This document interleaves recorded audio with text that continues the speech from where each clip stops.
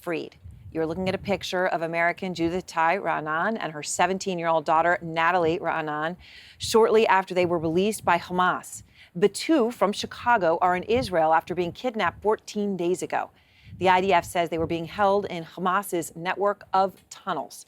And according to the Secretary of State, Antony Blinken, a team from the U.S. Embassy is here to meet with them now.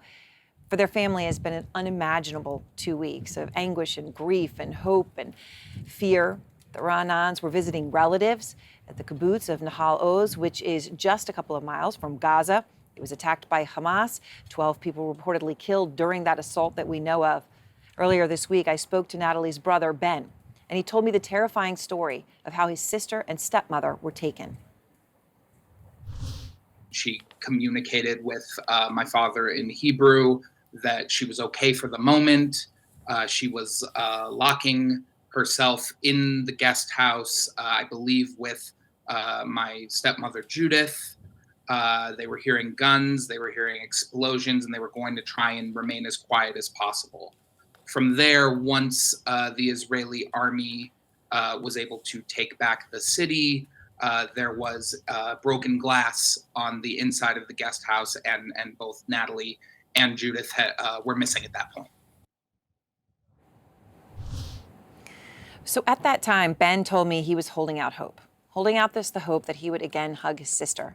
And that is something that he is going to be able to do. You just have to smile to hear about it. I mean, it is 2 people out of 203, but it is 2 people alive and free. Natalie will turn 18 in 4 days. In just a moment, Ben will join me live again.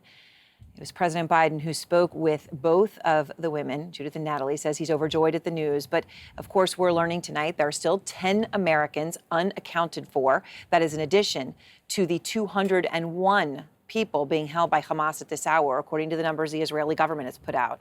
And tonight we're learning more about them. According to the Israeli Defense Forces, over 20 of them were children under the age of 18. We're going to speak to the father of 2 of those later. Between 10 and 20 of them are over 60, but the IDF believes that the majority of them are alive in Gaza.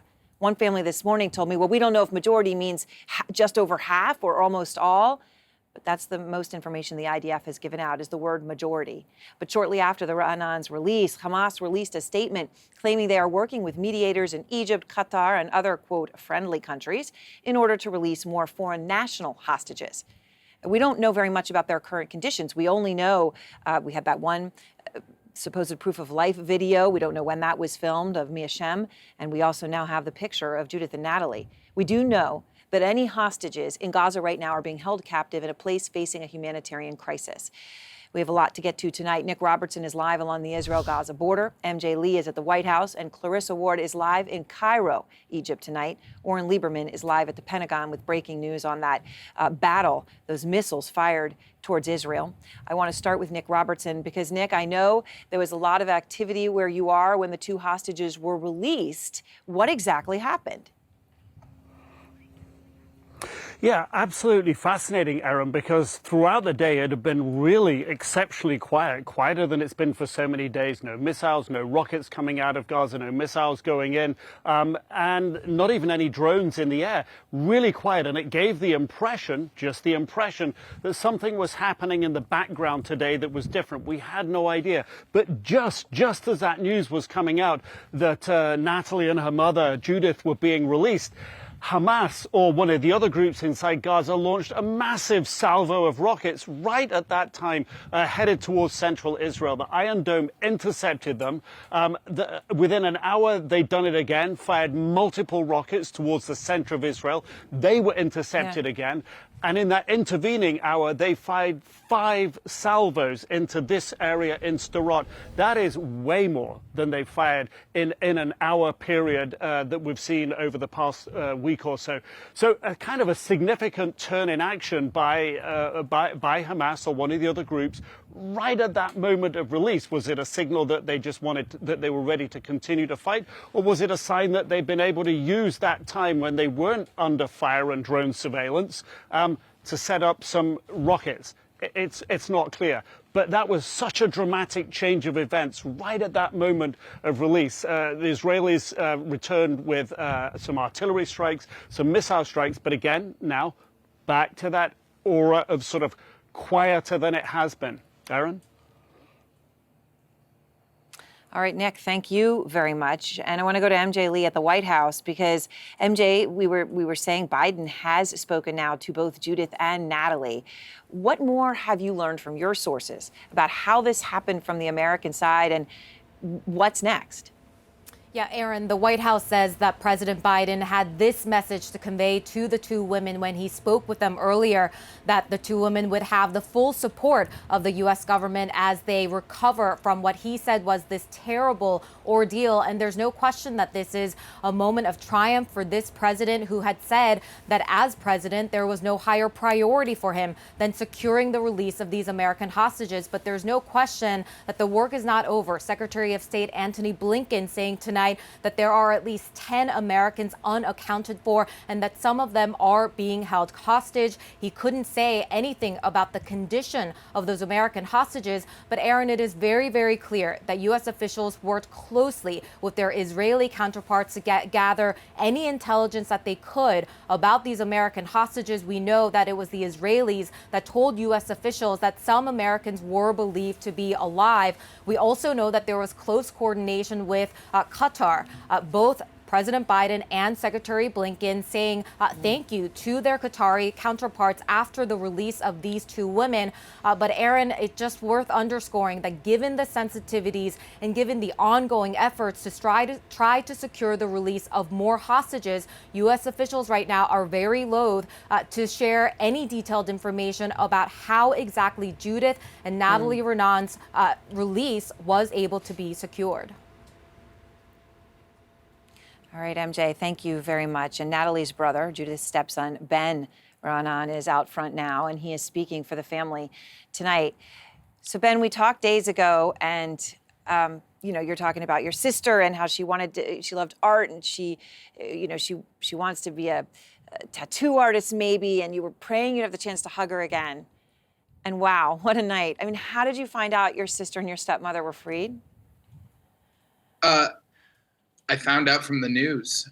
This all moved so quickly that I was getting texts from reporters I had met with saying this happened. And I believe it's because, the government didn't want to call us before it had been confirmed.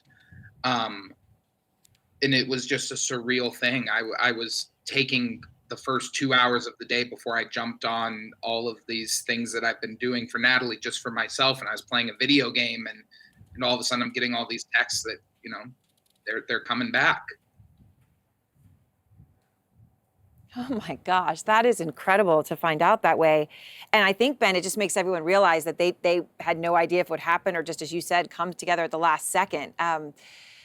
When you see the picture, just the one picture that we have of Natalie and Judith, and obviously you know them better than anyone else, what do you see when you look at that? To be honest, I'm super annoyed, because how does my sister, after 2 weeks as a hostage, still look like a supermodel? It's exhausting. And meanwhile, she does, I'm by the sitting way. here She does, by the way. She does. It's absurd. My father got a chance to talk with Natalie, and I know Judith's family got a chance to talk with Judith. At least from my father, yeah. Natalie is doing well, is composed.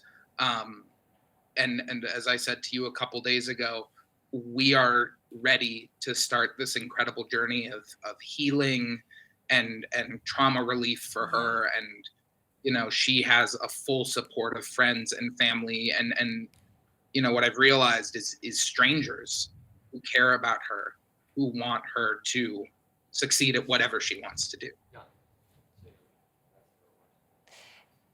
Do you have any idea, Ben, at this point? I mean, I'm sure you don't technically know, but I mean, do you have any even thought, or have you thought to yourself about why it is that Natalie and Judith were released first? Why them, not anyone else yet? I mean, do you have any sense as to how that's the case?